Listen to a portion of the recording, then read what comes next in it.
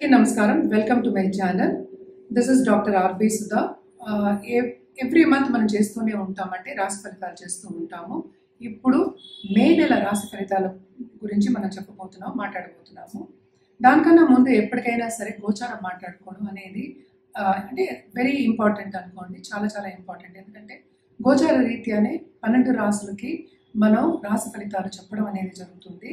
ఎందుకంటే ప్లానెట్స్ అందరికీ తెలుసు, 9 ప్లానెట్స్ ఉంటాయి, అలాగే 12 రాశులు ఉంటాయి. అసలు రాశి అంటే ఏంటి? రాశి అంటే మీరు పుట్టిన నక్షత్రం, అంటే చంద్రుడు ఏ రాశిలో ఉన్నాడు ఆర్ ఏ భావంలో ఉన్నాడు మనం దాన్ని రాశి కింద పరిగణిస్తాం అన్నమాట. అంటే పుట్టిన నక్షత్రం బట్టి. సో అందరు రాశుల వారికి ఎప్పుడు ఒకేలా ఉండదు కదా, గ్రహాలు మారుతూనే ఉంటాయి. సో గ్రహాలు మారినప్పుడల్లా మనకి ఫలితాలు అనేవి మారుతూనే ఉంటాయి. సో తప్పక ఫస్ట్ మనం ఏంటంటే గోచార రీత్యా మేలో ఎలా ఉందో ఫస్ట్ చూద్దాము. మేలో ఏంటంటే చాలా మందికి తెలిసిన విషయం, అందరికీ ఇప్పుడు అందరు యూట్యూబ్లు కూడా చూస్తున్నారు, అందరూ ఆస్ట్రాలజర్స్ దగ్గరికి వెళ్తున్నారు, అండ్ ఆల్సో ఆన్లైన్ ప్లాట్ఫామ్స్ కూడా చాలా వచ్చేసాయి. సో మేజర్ గ్రహాల మూమెంట్ మనకి మేలో ఎక్కువ ఉంది. అంటే ఏంటి, మనకి శని మూమెంట్ మనకి తెలుసు, ఉగాదికి ముందే మూవ్ అయ్యాడు, అది మనకి మీనంలోకి మూవ్ అయ్యారు అనమాట. అలాగే మనకి మెర్కురీ బుధుడు ఉన్నారు అందులోనే మీనంలో.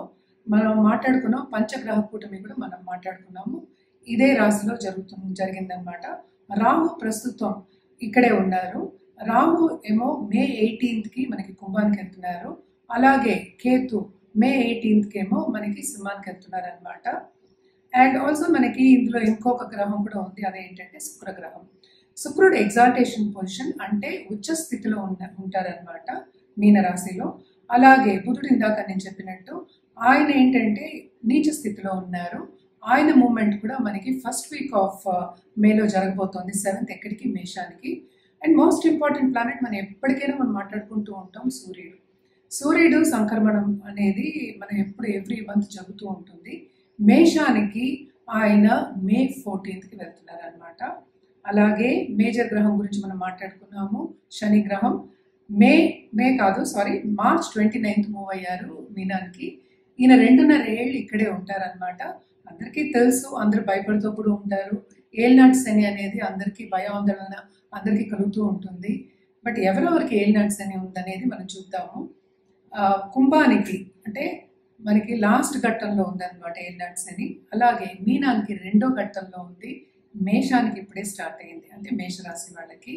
అలాగే ఇంకో మేజర్ గ్రహం మనం ఎప్పుడు మాట్లాడుకునేది గురుగ్రహం. గురువు ఏంటంటే ప్రస్తుతం వృషభంలో ఉన్నారు, ఆయనేమో మనకి మిథునానికి మే 14కి వెళ్తున్నారు అనమాట. సో మీరు చూసారు కదా, మేజర్ గ్రహాల మూమెంట్ ఉంది. అలాగే ఏంటంటే మార్స్ ఇంకో గ్రహం, ఎప్పటికైనా మనం మాట్లాడుకుంటాం దాంపత్య అనుకూల గురించి కూడాను. మనం ఎప్పుడు చూసేది మనం కుజగ్రహమే చూస్తాము. అలాగే అంటే ముందుకెళ్ళడం కానీ, దూసుకెళ్ళడం కానీ, అగ్రెసివ్ నేచర్ కానీ, ఒక కాన్ఫిడెన్స్ కానీ కూడా మనం ఎప్పుడు మార్స్ని మనం చూసుకుంటూ ఉంటాం. అంటే కుజుడి పొజిషన్ మనం జాతకంలో చూస్తూ ఉంటాం అనమాట. ఆయన ప్రస్తుతం నీచ స్థితిలో ఉన్నారు. సో ఈ నెలంతా కూడా ఇదే ఇంట్లో, అంటే కర్కాటక రాశిలో ఉండబోతున్నారు, నీచ స్థితిలో ఉన్నారనమాట. ఇవి మనం మాట్లాడుకోవాల్సిన, అంటే ఇది గోచారం. సో మనం నెక్స్ట్ మాట్లాడుకోబోయేది ఏంటంటే ఒక్కొక్క రాశి వారిగా ఒక్కొక్క రాశి వాళ్ళకి రాశి ఫలితాలు ఎలా ఉన్నాయో మాట్లాడుకుందాం. దానికన్నా ముందు మనం ఎప్పుడు మాట్లాడుకునేది ఏంటి, జనరల్ పరిహారాల గురించి ఎప్పుడు చెప్తూ ఉంటాను. సో జనరల్ పరిహారాలు ఎప్పుడైనా సరే, ఇప్పుడు చాలా మేజర్ మూమెంట్ ఉన్నది ఏంటంటే రాహుకేతు మూమెంట్ ఉంది. సో దాని గురించి మనం ఏంటంటే నవగ్రహ స్తోత్రాలు, నవగ్రహ పూజలు, లేకపోతే నవగ్రహ హోమాలు చేయడం చాలా మంచిది. అండ్ ఆల్సో ఎప్పుడు చెప్తూ ఉంటారు, రాహుకేతు మూమెంట్ ఉన్నప్పుడల్లా ఎప్పటికైనా సరే రాహుకేతు పూజలు చేయడం మంచిది, అంటే నివారణ పూజలు అంటూ ఉంటాం అనమాట. తప్పక ఇది చేయాలి. మే నెలంతా కొంతవరకు ఏంటంటే కొన్ని రాసుల వారికి చాలా చాలా బాగుంది, బ్రహ్మాండంగా ఉంది. కొన్ని రాసుల వారికి అంత బాగాలేదు. ఇప్పుడు మనం చూద్దాము ఎవరెవరికి ఏ రాశి వాళ్ళకి ఎలా ఉందో మనం చూసుకుందాము. అండ్ పరిహారం విషయానికి వస్తే కనుక నవగ్రహాలు ఒకటి కాకుండా ఎప్పటికైనా నేను మాట్లాడేది శక్తి పూజలు చేసే వాళ్ళకి ఎప్పటికైనా స్ట్రెంగ్త్ అనేది చాలా ఎక్కువ ఉంటుంది. సో తప్పక పాజిటివ్ స్ట్రెంగ్త్, నేను చెప్పేది పాజిటివిటీ కూడా చాలా ఎక్కువ ఉంటుంది. సో నిత్యం మనం ఏంటంటే శక్తి పూజలు చేసేవాళ్ళు, అమ్మవారి పూజలు చేసే వాళ్ళకి ఎప్పటికైనా సరే చాలా బాగుంటుంది. ఈ గ్రహ ఇవి కూడా గోచరాలు అండ్ ఆల్సో ఫలితాలు కూడా కొంతవరకు వాళ్ళకి పాజిటివిటీని తీసుకొస్తాయి అన్నమాట.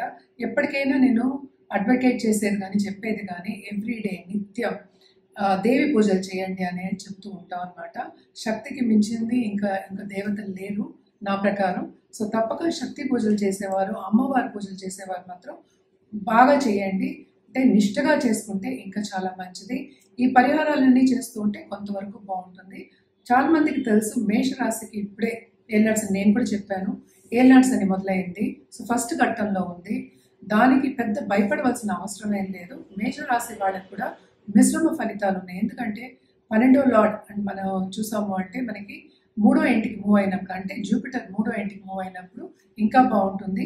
సో ఏలినాడ్స్ అని ఉంది అని భయపడడం కన్నా వెళ్ళి దానికి పరిహారాలు చేయడం చాలా మంచిది. మీకు ఇంకా ఏమైనా డౌట్స్ ఉన్నా కానీ, లేకపోతే మీకు మీ జాతక రీత్యా మీకు ఏమైనా అడ్వైస్ కావాలి అంటే కనుక తప్పక మమ్మల్ని సంప్రదించడం మంచిది. అలాగే మాకు జాతి రత్నాలు ఇచ్చేవాళ్ళు కూడా ఉన్నారనమాట. సో మన జాతి రత్నాలు కూడా ఎప్పుడు మనం చెప్పుకునేది ఏంటంటే ఒక రెమెడియల్ మెషిన్ పరిహారాల కిందే చెప్తూ ఉంటాము.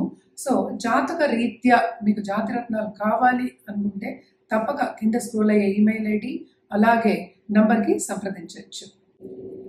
ఇప్పుడు మనం మాట్లాడుకోబోయేది మేషరాశి వాడి గురించి. ఎప్పుడు మనం మేషరాశి వాడి గురించి ఫస్ట్ మాట్లాడుతున్నాము. మేషానికి అధిపతి మనకి తెలుసు కుజుడయ్యారు. కుజుడేమో కొంచెం నీచ స్థితిలో ఉన్నారు. సో ఈ నెలంతా వీళ్ళకి మిశ్రమ ఫలితాలే ఘోషిస్తున్నాయి. అంటే ఏంటి, దేంట్లో అని ఫస్ట్ చూడాలి మనకి. అంటే కెరియర్ పాత్లో వీళ్ళకి ప్రమోషన్స్ వచ్చే సూచనలు అయితే కనిపిస్తున్నాయి, ముందుకెళ్ళే సూచనలు కనిపిస్తున్నాయి. కానీ కొంతమంది ఏంటంటే వీళ్ళు పైకి రాకూడదు అనుకునే వాళ్ళు కూడా తగులుతూ ఉంటారు. అంటే నీచులు తగులుతూ ఉంటారని చెప్తూ ఉంటాం కదా. సో తప్పక అది మాత్రం జరుగుతుంది. అలాగే మనం చూసాము అంటే 12వ ఇంట్లో మనకి తెలుసు రాహు ఉన్నాడు. సో ఆన్లైన్ బిజినెస్ చేసేవాళ్ళు కానీ, బయట దేశాల్లో ఉన్నవాళ్ళు కానీ వాళ్ళందరికీ కూడా కొంతవరకు గుడ్ న్యూసే, అంటే చాలా బాగుంటుంది ఈ నెల అంతా వాళ్ళకి అని చెప్పాలి. అలాగే మన స్టూడెంట్స్ చూసాము అంటే స్టూడెంట్స్ కూడా వీళ్ళు బాగా చదివి, అంటే శ్రమపడి చదివి మంచి మార్క్స్ తెచ్చుకునే ఒక యోగం అని చెప్పచ్చు. శ్రమ చాలా అధికం. ఏలినాడ్స్ అనే ప్రభావం అయితే ఎక్కడికి వెళ్ళిపోదు కదా, తప్పక ఏలినాడ్స్ అనే ప్రభావం ఉంటుంది. ఖర్చు కూడా చాలా అధికం ఉంది. తప్పక వీళ్ళకి ఏంటంటే సెకండ్ హౌస్లో మనకి జూపిటర్ ఉన్నారు కనుక భాగ్యం కానీ, లేకపోతే ఫైనాన్షియల్ సిచ్యువేషన్ కానీ, సేవింగ్స్ అనేది కొంచెం తక్కువ అవుతాయి కానీ రాబడి అనేది ఉంటుంది. బిజినెస్ పీపుల్కి ముఖ్యంగా చెప్పాలి అంటే సడన్గా డబ్బు వచ్చే సూచనలు బాగా కనిపిస్తున్నాయి ఈ నెల అంతాను. ఎస్పెషలీ May 14th తర్వాత, అంటే second half of this month వీళ్ళకి చాలా బాగుంటుందనే చెప్పాలన్నమాట. దాంపత్య జీవితంలో కూడా కొంతవరకు అనుకూల పరిస్థితి ఉంటుంది. కొత్తగా పెళ్ళైన వాళ్ళకి ఏంటంటే మిస్అండర్స్టాండింగ్ వచ్చే ఛాన్సెస్ కూడా కనిపిస్తున్నాయి అన్నమాట.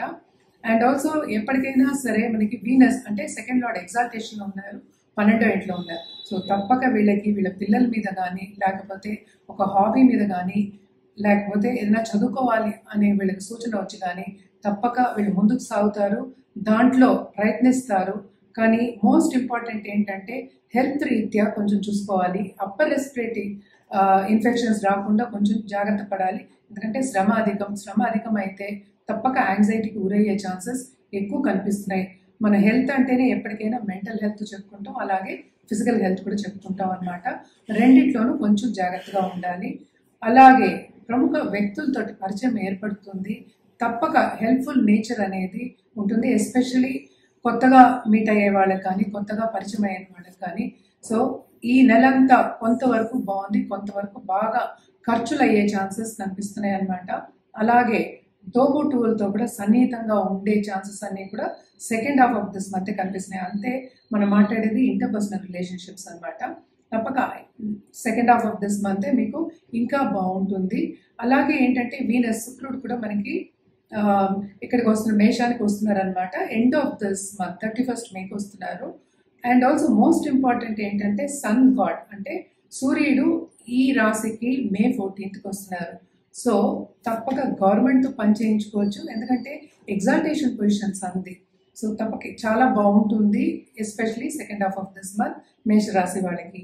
మనం కలర్స్ దగ్గరికి వచ్చామంటే తప్పక ఆరెంజ్ అనేది మీరు మీ వార్డ్రోబ్లో యాడ్ చేసుకోవచ్చు. అలాగే పరిహారాల విషయానికి వస్తే కనుక తప్పక వీళ్ళు జూపిటర్ కార్డు పట్టుకోవడం చాలా మంచిది. అలాగే ఏంటంటే గురి గురించి చెప్తున్నాను. అలాగే సూర్యుడికి అర్ఘ్యం ఇవ్వడం.